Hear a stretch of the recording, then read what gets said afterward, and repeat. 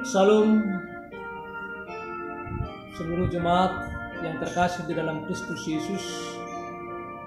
Kami akan membagikan khotbah pertanyaan atau kebaktian sektor.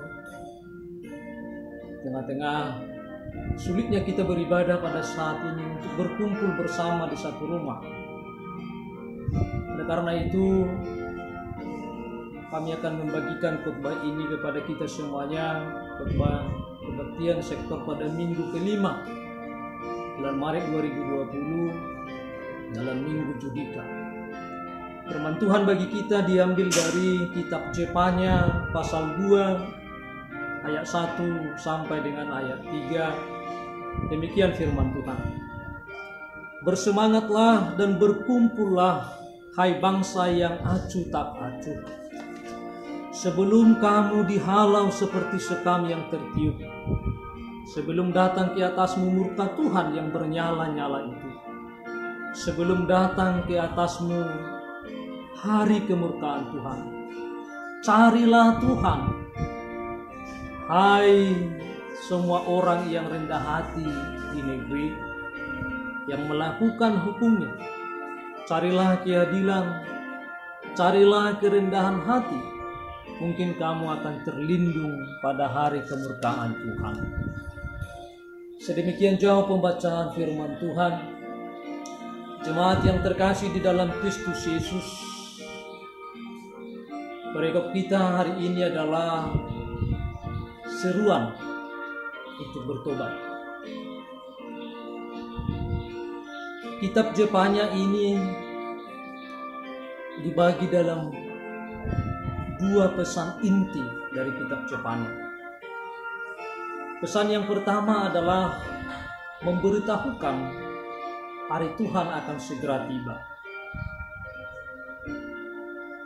Nabi Jepanya memberitahukan bahwa ketika hari Tuhan tiba, Tuhan akan menghukum semua orang yang tidak taat dan yang tidak setia kepada Tuhan di dalam kehidupannya sehari-hari.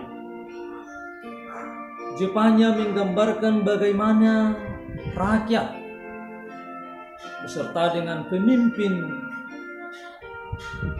pada saat itu yang tidak setia dan tidak taat lagi kepada Tuhan. Jepanya menggambarkan bahwa pemimpin pada saat itu mereka sudah mengikuti tata cara orang lain. Dan mereka juga sudah menyalahgunakan kekuasaan dengan kesewenang-wenangan. Dan oleh karena itu bahwa Jepanya menyerukan supaya seluruh umat dapat merendahkan diri dan bertobat dan mencari Tuhan di dalam kehidupannya sehari-hari. Saudara-saudara yang terkasih di dalam Kristus Yesus, yang kedua adalah bahwa Tuhan ingin membentuk umat yang baru, yaitu dengan cara hidup yang benar. Umat yang baru ini adalah yang akan dibentuk oleh Tuhan adalah mereka akan bersukacita, bergembira di dalam merayakan perayaan keagamaan mereka dengan baik kepada Tuhan. Tentu juga dengan setia, dengan taat kepada Tuhan dalam kehidupannya sehari-hari. Saudara-saudara, apa yang terjadi pada masa itu ketika Jepanya menyerukan pertobatan? Yang pertama adalah raja yang memimpin Yehuda pada masa itu mengikuti kebiasaan-kebiasaan dan mengenakan pakaian seperti orang asing. Saudara-saudara, bisa kita baca di dalam Jepanya 1 ayat 8. Jepanya 1 ayat 8 di sana dikatakan, pada hari perjamuan korban Tuhan, aku akan menghukum para pemuka, para anak-anak raja dan semua orang yang memakai pakaian asing. Di sini kita melihat ada perkataan yang memakai pakaian asing. Bapak, Ibu, saudara-saudara, jemaat yang terkasih di dalam Kristus Yesus, pakaian secara harafiah berarti barang atau benda yang digunakan pada bagian tubuh. Namun dalam Alkitab, pakaian adalah simbol yang melambangkan karakter, kondisi atau perilaku seseorang.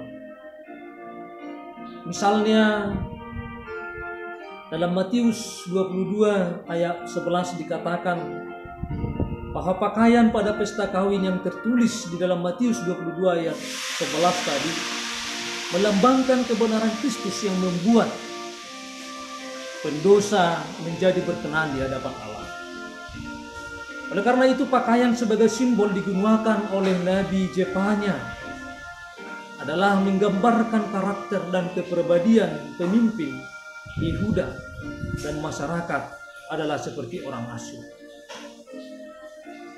Yang artinya adalah bahwa karakter, perilaku, kehidupan umat Tuhan dalam hal ini adalah orang-orang Yehuda, bahwa mereka tidak ada bedanya lagi dengan kehidupan orang Asyur pada saat itu. Bagaimana kehidupan orang Asyur pada saat itu? Orang Asyur adalah orang yang suka menyembah berhala, menyembah Baal, menyembah dewa dalam kehidupan mereka sehari-hari.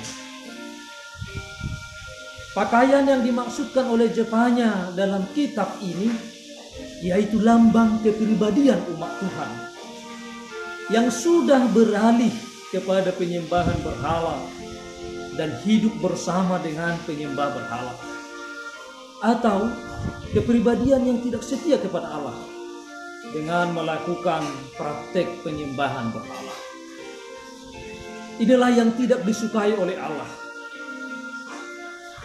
bahwa umat Tuhan ikut terlibat dalam penyembahan berhala seperti yang dilakukan oleh orang-orang Asyur pada saat itu.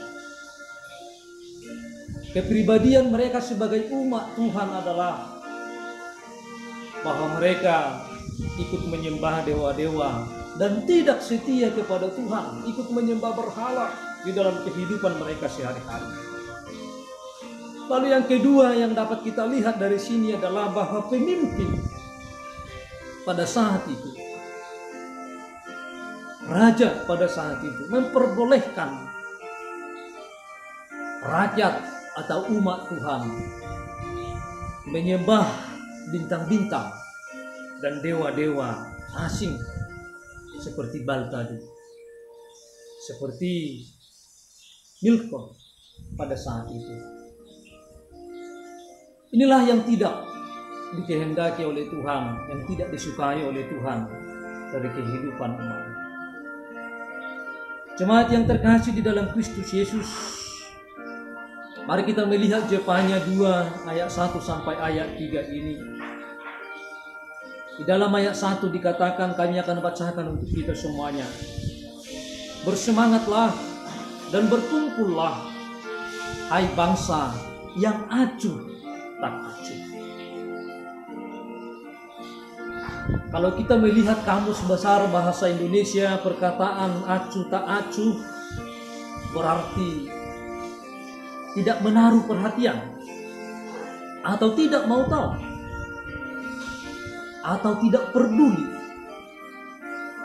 Ini adalah yang dilakukan oleh umat Tuhan. Mereka acuh tak acuh, mereka tidak peduli, mereka tidak mau tahu akan firman Tuhan. Mereka cuek terhadap semua nasihat, terhadap semua seruan, terhadap firman Tuhan, terhadap kritikan para nabi yang disampaikan oleh para nabi kepada umat Tuhan. Kita mengetahui bahwa para nabi bernubuat bukan karena inisiatif sendiri. Mereka menyampaikan firman Tuhan adalah bukan karena inisiatif atau bukan karena kehendak mereka sendiri.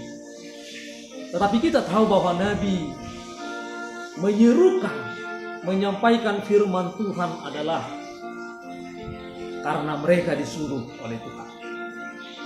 Karena mereka diperintahkan oleh Tuhan untuk melakukan dan menyampaikan firman Tuhan. Oleh karena itu bahwa mereka anggap remeh umat Tuhan yang mendengar firman Tuhan, umat Tuhan yang mendengar seruan para nabi pada saat itu, mereka menganggap remeh. Mereka meremehkan nabi dan mereka meremehkan firman Tuhan. Tentu kalau mereka meremehkan nabi dan meremehkan firman Tuhan, berarti mereka juga secara tidak langsung bahwa mereka adalah sudah meremehkan Tuhan. Mereka sudah meremehkan kekuasaan Tuhan di dalam kehidupan mereka sehari-hari. Jemaat yang terkasih di dalam Kristus Yesus, padahal bahwa nubuat Allah melalui para nabi adalah salah satu bukti kasih sayang Allah terhadap umatnya. Nubuat adalah salah satu bukti kasih sayang Allah kepada umatnya. Saudara-saudara, di dalam firman ini bahwa jemaatnya mengundang dan memotivasi orang yang acuh tak acuh tadi, memotivasi orang yang tidak peduli ini untuk memahami, supaya umat Tuhan yang tidak peduli ini memahami bahwa pintu kasih Allah masih terbuka lebar-lebar. Ini yang dijelaskan oleh jemaat. Ketika jemaatnya mengatakan bersemangatlah, berkumpullah, ini adalah sebuah motivasi bagi mereka supaya mereka semuanya mengetahui, umat Tuhan mengetahui bahwa pintu kasih Allah masih terbuka lebar-lebar. Allah masih membuka pertobatan bagi kehidupan umatnya. Jemaat yang terkasih di dalam Kristus Yesus, jemaatnya juga berbicara mengenai penghakiman dan keselamatan dari murka Tuhan. Saudara-saudara, sikap acuh tak acuh, sikap tidak peduli juga sering terjadi di sekitar kita. Banyak di antara kita yang acuh tak acuh, tak peduli dengan perkara rohani, tidak peduli apakah dia beribadah atau tidak. Yang penting bahwa dia dapat makan dan minum, dapat melakukan segala aktivitas, tetapi tidak memperdulikan perkara-perkara rohani, tidak memperdulikan apakah dia hidup secara rohani atau tidak. Apakah dia hidup tetap setia beribadah kepada Tuhan atau tidak. Saudara-saudara yang terkasih, terhadap sikap acuh tak acuh ini, terhadap sikap yang tidak peduli dan tidak mau tahu ini kepada firman Tuhan, kepada kehidupan rohani ini, maka jemaatnya berpesan, jemaatnya meminta, dan jemaatnya berfirman dengan mengatakan, carilah Tuhan, carilah kerendahan hati,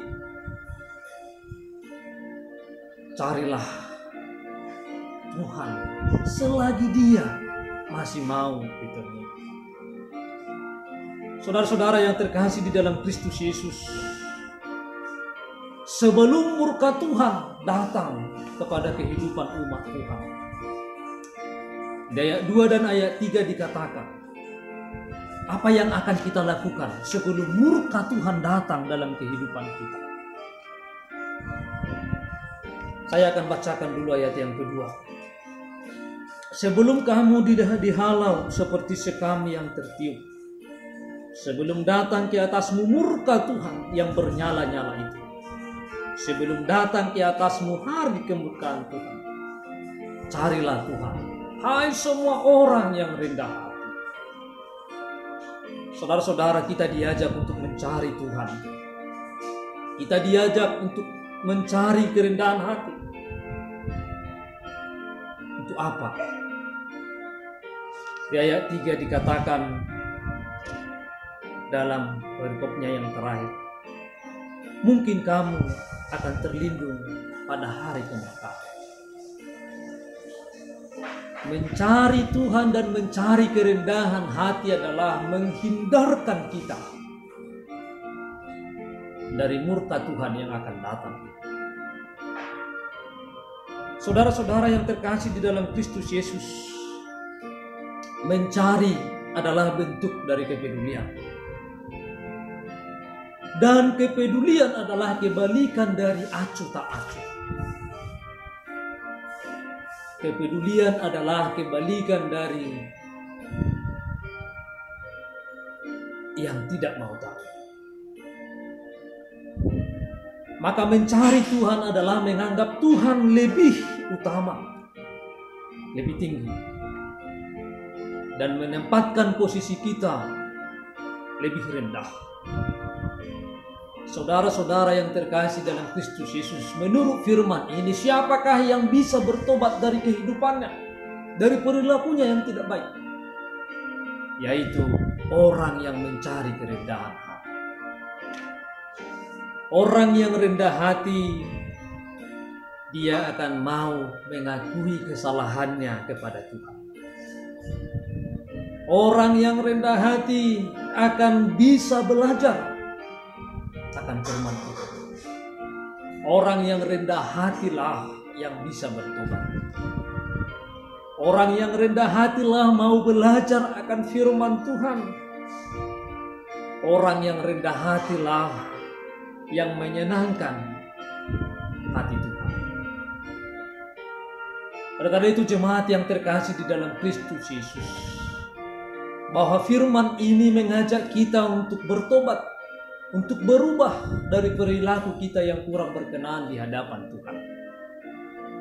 Saudara-saudara yang terkasih di dalam Kristus Yesus, jemaat yang kami kasihi,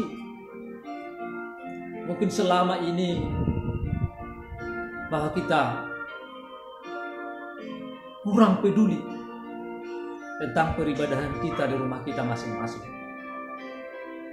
Padahal rumah yang kita bangun, rumah yang kita diami adalah harus kita jadikan sebagai rumah Tuhan. Rumah tempat tinggal kita adalah tempat pertemuan, tempat beribadah dalam satu keluarga itu. Suami, istri, anak-anak, dan seluruh keluarga yang ada di rumah itu adalah semuanya harus beribadah kepada Tuhan. Semuanya harus bersama-sama berdoa, bernyanyi, mendengar firman Tuhan. Kalau selama ini kita tidak pernah bersama-sama untuk beribadah kepada Tuhan di tengah-tengah rumah kita, bertobatlah. Mari kita beribadah kepada Tuhan. Karena firman Tuhan mengatakan, di mana 2 atau 3 orang bersekutu di dalam namaku, maka aku ada di situ. Saudara-saudara, bahwa rumah kita, mari kita jadikan rumah tempat bahwa kita mencari Tuhan di sana. Kita bersekutu bersama untuk memuji dan memuliakan nama Tuhan.